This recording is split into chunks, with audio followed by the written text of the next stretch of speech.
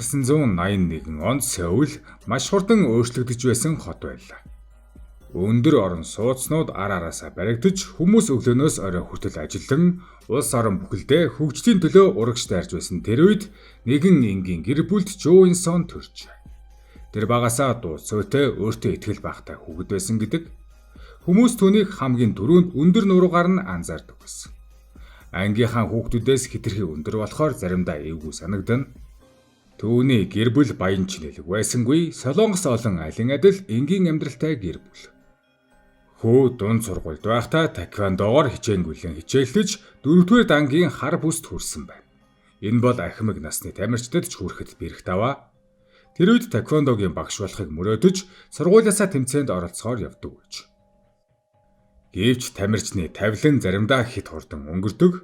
Нэг тэмцээний үеэр нурууны гэмтэл авч түүний тамирчны зам төгссөн юм. Ахлах сургуульд байхад нь түүний төрх ажмаар хүмүүсийн анхаарлыг татаж эхэлсэн. Өндөр нуруу хурц царай гунигтай мэд харагддаг харцсан тухайн үеийн Солонгосын хөөрхөн хүүгүүн гэх төрхнөөс өөр байсан тул зарим загварын агентлагууд түүнтэй холбогдож эхэлж. Эхэндээ тэр энэ бүхнийг ноцтойгоор хүлээж авсангүй. Өөрийгөө жүжигчин болно гэж төсөөлдөггүй байсан учраас загварын зураг авалтанд орохдоо хүртэл их сандардаг байж. 1998 онд тэр сургуулийн дөрөв товцсны рекламад анх удаага тогложээ. Маш жижиг ажил байсан ч тэр реклам цацагдсны дараа хүмүүс тэр өндөр хүү хинбэ гэж асууж эхэлсэн гэдэг. Тухайн үед Солонгосын энтертайнментийн ертөнц асар хурдан өсөж байсан. Шин дүр төрх онцгой царайтай залуусыг байн хайж байлаа. Ингээд Жо Ин Сонд дөрүүдийн санал ирж эхэлсэн ч эхний үед түүнд ихэвчлэн нэг төрлийн дүр өгдөг байсан. Царайлаг дууцойтой эмэгтэй дүрийн дуралдаг залуугийн дүр. Үзэгчид түүнийг харамгацаа шууд таашаадаг байсан ч энэ нь өөр нэгэн асуудлыг авчирсан. Хүмүүс зөвхөн түүнийг дүр төрхөөр нь үнэлж эхэлжээ. Тэр үеийн Солонгост хэтэрхий царайлаг эрэхтэй жүжигчдийг жүжиглэлт муутай байж магадгүйг хардлага байсан. Жо Ин Сон энэ мэдрэмжийг маш их ойлгосон гэдэг. Тиймээс тэр илүү хүнд дүр хүсэж эхэлжээ. Гэхдээ компаниуд нь түүнийг романтик төрлийн бүтээлүүдэд тоглохыг хүсдэг байлаа. Учир нь түүний царай асар их мөнгө олж эхэлж байсан юм. Реклам, сэтгүүл, зураг, авалт, телевизийн нэвтрүүлэг гээд тэр ажмаар Солонгос даяар танигдж эхэлв. Гэсэн ч хүү дотроо тайван байгаагүй. Алдартай болох тусам өөрийгөө алдаж байгаа мэт мэдрэмж түүнд төрдөг болсон байна. Хүмүүс түүний өмнө өөрөөр аашилж эхэлсэн, зарим нь долгонож, зарим нь атаархаж, зарим нь түүнийг зүгээр л мөнгө олох хэрэгсэл шиг хардаг байсан. Тэр үед Жо Ин Сон маш цөөхөн хүнд итгэдэг болсон гэдэг. Хэдий залуу байсан ч энтертайнментийн ертөнц ямар хүйтэн болохыг тэр ойлгож эхэлжээ. Ингээд 2004 он гарч түүний амьдралыг бүхэлдэн өөрчилсөн байлид болсон явдал драмад цацагдав. Энэ бүтээлд тэр өмнөх шигээ төгс романтик залуу биш дотроо бухимдал, атаархал, хоосрол, хүсэл чуналтай хүний дүрийг бүтээсэн. Үзэгчид түүнийг ийм хүчтэй жүжиглэн гэж төсөөлөг байсан учраас драма гарангуудаа улс даяар шүүгэн тарьжээ. Түүний харц ярианы өнгө дуугүй байгаа мөч хүртэл хүмүүсийн санаанд үлдсэн байна. Тэр үеэс эхлэн Жо Ин Сон зүгээр нэг царайлаг залуу биш, жинхэнэ од болсон юм. 2004 оны дараачаар Жо Ин Соны амьдрал эргэж буцахгүйгээр өөрчлөгдсөн байлаа. Өмнө нь метронд сууж явдаг байсан залуу одоо хаашиж гарсан хүмүүсийн харцанд өөрт. Кофе шопд сууж болохгүй, гудамжаар тайван алхаж чадахгүй. Ресторан орвол зураг дарна, нэг эмэгтэй жүжигчтэй 2 удаа хамт харагдвал үерхэж байна гэсэн мэдээ гарна. Солонгосын энтертайнментийн ертөнц хүнийг од болгохдоо маш хурдан, гэхдээ тэр хүний хувийн орон зайг яг адилхан хурдан устгадаг. Тэр үед Жо Ин Сон ердөө 20 идэх настай байлаа. Гэвч тэр аль хэдийн улс даяар танигдсан нүүр царай болсон юм. Том компаниуд түүнийг рекламад булаацалдан авдаг. Хувцас, ундаа, гар утас, үнэртэй ус, гоо сайхны бүтээгдэхүүн гээд хаасаагүй түүний зураг өлгөөстэй. Хүмүүс түүнийг зүгээр нэг жүжигчин биш, төгс эрэхтэй шиг төсөөлж эхэлсэн. Гэвч бодит амьдрал дээр тэр улам дуугүй хүн болж эхэлсэн. Алдар нэр өсөх тусам тэр өөрийгөө хүмүүсээс холдуулж байлаа. Учир нь хинч түүнтэй жирийн хүн шиг харьцаа байлжээ. Түүний дараагийн алхам хүмүүсийг бүр их гайхшруулсан. Учир нь тэр романтик драмын ханхүү дүрээ үргэлжлүүлээгүй. Харин улам харанхуй хүчтэй дүрүүд сонгож эхэлсэн. Түүний тоглосон Dirty Carnival кино яг энэ үеийн хамгийн том эргэлтийн цэг болсон. Энэ кинон тэр гудамжны гэмт бүлэглэлд амьдралаа алдсан залуугийн дүрийг бүтээсэн юм. Царайлаг гой залуугийн дүр биш. Харин ядарсан ууртай амьдрал шахагдсан хүний дүр. Үзэгчид энэ киног үзээд үнэхээр зочирдсан юм. Учир нь хүмүүс түүнийг өмнө нь хайр дурлалын драмын од гэж хардаг байсан. Гэтэл энэ кинон тэр хүнийг айлгаж чадах хэмжээнд бодитоор тоглож, нүдний харц нь хүртэл өөр болсон мэт санагдсан гэдэг. Тэр үеийн үзэгчид Жо Ин Сон зүгээр царайлаг биш юм байна гэж ярьж эхэлж. Гэвч кино амжилттай болох тусам түүний дотор нэгэн өөр адис өсөж байсан. Солонгосын жүжигчдийн ертөнцид нэг том асуудал байдаг. Чи оргил дээр байхад бүгд чамайг магтана. Харин нэг л бүтлгүйтгэл хүмүүс чамайг маш хурдан мартаж эхэлдэг. Жо Ин Сон энэ бүхнийг маш сайн мэдж байлаа. Тиймээс тэр ажил сонгохдоо улам болгоомжтой болсон. Олон жүжигчид жилд хэд хэдэн драма тоглодог байхад тэр удаанаар алга болдог болсон. Заримдаа бараг 2 жил чимээгүй байж байгаад гинэд нэг кинотой гарч ирдэг боллоо. Энэ нь компаниудад таалагддаггүй байсан. Учир нь од хүн байнга телевизээр харагдаж байж л мөнгө олдог. Гэтэл Жо Ин Сон зарим төсөлд шууд үгүй гэж хэлдэг байлаа. Хэдийгээр их мөнгө санал болгосон ч дүрэн таалагдахгүй бол татгалзсан. Түүний дотор нэг зүйл хүчтэй үлдсэн байсан нь тэр төр зүрийн од болохыг хүссэнгүй. 2008 он гэхэд тэр Солонгосын хамгийн алдартай эрэгтэй жүжигчдийн нэг болсон байсан ч гинтийн асуудал гарч ирлээ. Тэр бол цэргийн алба. Солонгост эрэгтэй хүмүүр цэрэгт явах ёстой, од байсан ч ялгаагүй. Гэхдээ жүжигчдийн хувьд энэ нь карьерийн хамгийн аюултай үе байдаг. Учир нь 2 жил алга болно гэдэг үзэгчдийн ой санамжаас арчигдах эрсдэлтэй гэсэн үг. Яг тэр үед шин залуу жүжигчид төрж байлаа, илүү залуу, илүү шин царайтай, илүү эрч хүчтэй. Үзэгчид хүртэл Жо Ин Сон буцаж ирэхэд хүмүүс мартчихсан байх гэж ярьж эхэлсэн. Тэр үед Ин Сон дотроо асар их дандтай байсан гэдэг. Учир нь тэр карьерийнхаа оргил дээр нуйлаа, яг тэр мөчөд 2 жил бүхнийг орхиод явах хэрэгтэй болсон. 2009 он тэр цэрэг татагдсан, агаарын цэргийн хүчинд илсэн оржээ. Камерын гэрэлтэй тайзнаас шууд дүрм журамтай хатуу орчин руу орсон нь түүний амьдралыг маш их өөрчилсөн. Өдөр бүр нүүр будалд зураг авалт, фэнүүдийн хаширгаан дунд амьдарч байсан хүн одоо жирийн цэрэг болсон байв. Тэр үед хамгийн хэцүү зүйл нь алдартай байхаа болох мэдрэмж байсан гэдэг. Хүмүүс шин жүжигчний тухай ярьж эхэлсэн. Телевизээр өөр хүмүүс гарна, сэтгүүлийн нүр өөрчлөгдөн. Интернет шин одоор дүүрч. Алдар нэр гэдэг хүнээс ямар хурдан холддгийг тэр анх удаа бодитоор мэдэрч. Нэгэн өдөр тэр цэргийн байранда ганцаараа сууж байхдаа өөрөөсөө асуусан гэдэг. Хэрвээ хүмүүс намайг мартаж эхэлбэл би хэн болох вэ? Гэхдээ цэргийн алба түүнд өөр нэгэн зүйлийг өгсөн. Өмнө нь тэр өөрийгөө үргэлж өрсөлдөөн дунд амьдарч байна гэж мэдэрдэг байж. Хэн илүү алдартай вэ? Хэн өндөр рейтингтэй вэ? Хэн илүү үнэтэй реклам авсан бэ? Энэ бүхний дунд хүн өөрийгөө алддаг вэ? Харин цэрэгт байхдаа тэр анх удаа хугацаанд камергүйгээр амьдарсан. Энэ хугацаанд тэр олон кино үздэг болсон гэдэг.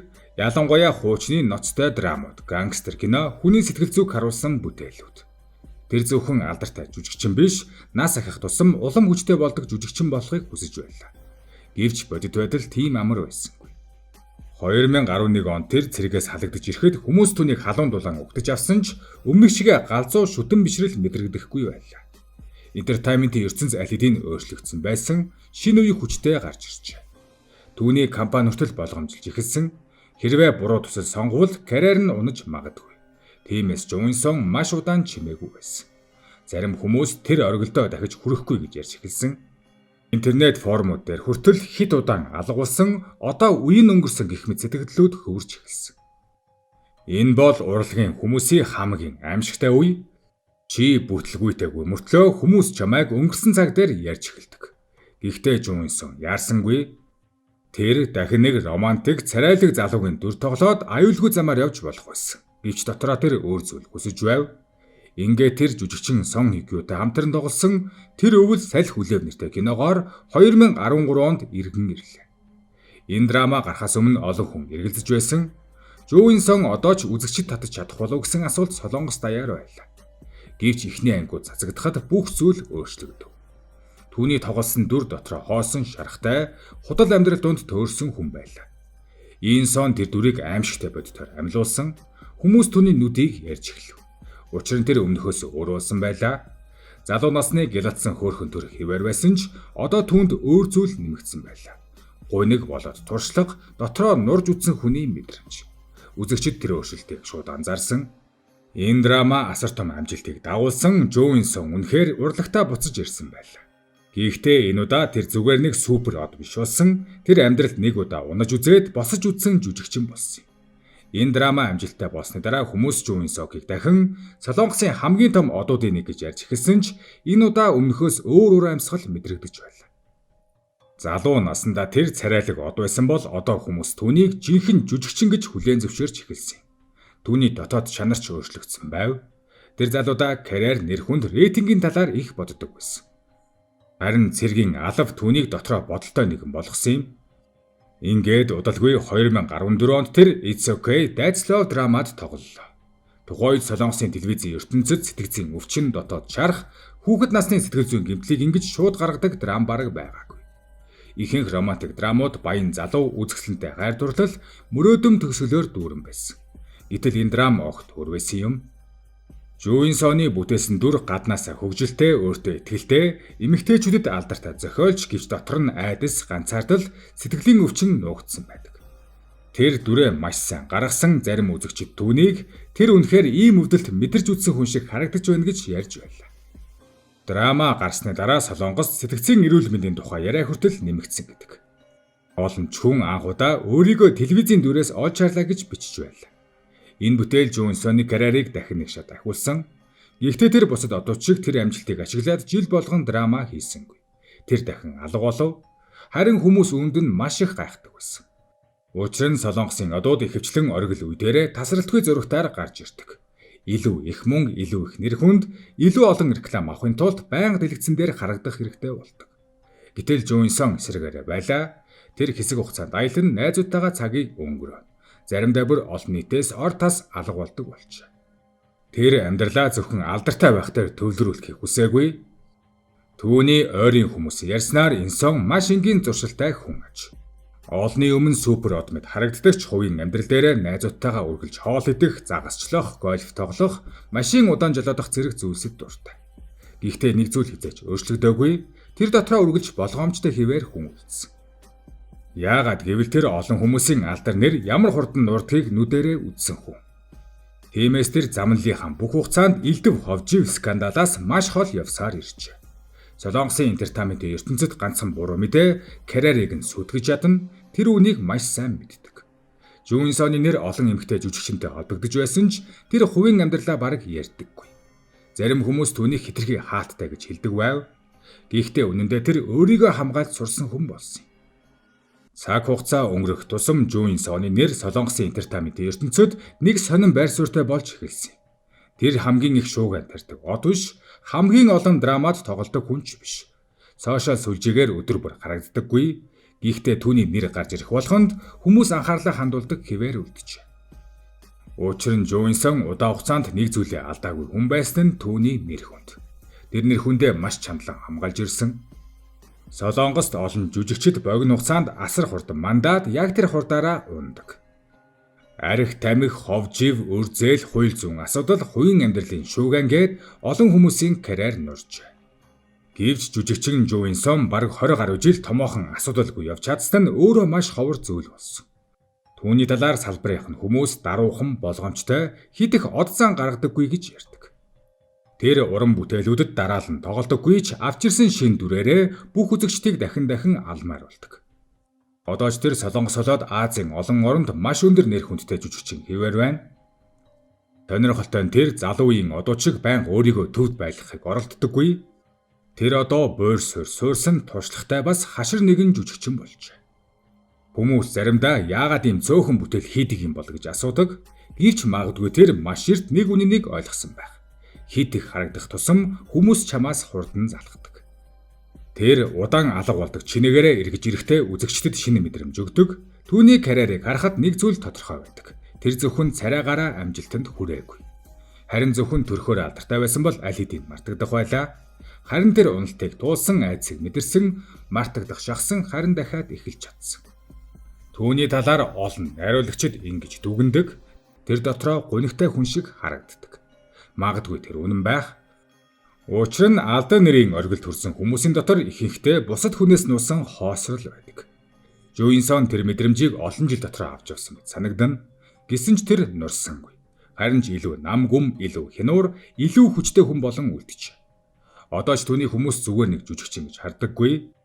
Тэр бол Солонгосын entertainment ертөнцөд цаг хугацааг давж үлдэж чадсан цөөн хэдхэн оддын нэг болж чадсан юм а.